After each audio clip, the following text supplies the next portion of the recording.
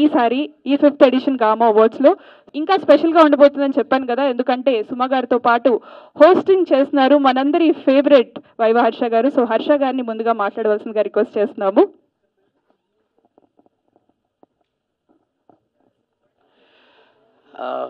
Sunday morning కూడా ఏమనుకోకుండా ఇక్కడికి వచ్చిన మీడియా మిత్రులకి, అలాగే ఇక్కడికి వచ్చేసిన పెద్దలందరికీ ముందుగా నమస్కారం.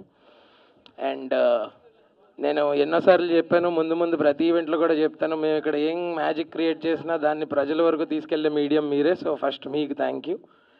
And coming to GAMA Awards, Gulf Academy Movie Awards, ఇవి 2014లో దీని ఫస్ట్ ఎడిషన్ స్టార్ట్ చేసి అక్కడ నుంచి మల్టిపుల్ ఈవెంట్స్ చేస్తూ sporting events and cultural events and social service ఇలా మల్టిపుల్ డైమెన్షన్స్లో వీళ్ళు స్ప్రెడ్ అయి ఉన్నారు. And this is the 5th edition of this awards. And I think ఈ గెస్ట్ లిస్ట్ చూస్తేనే మీకు అర్థమై ఉంటుంది, it's gonna be very entertaining అని. And I'm really glad to be a part of this. నేను సుమ గారు హోస్ట్ చేస్తున్నాం ఈవెంట్ని.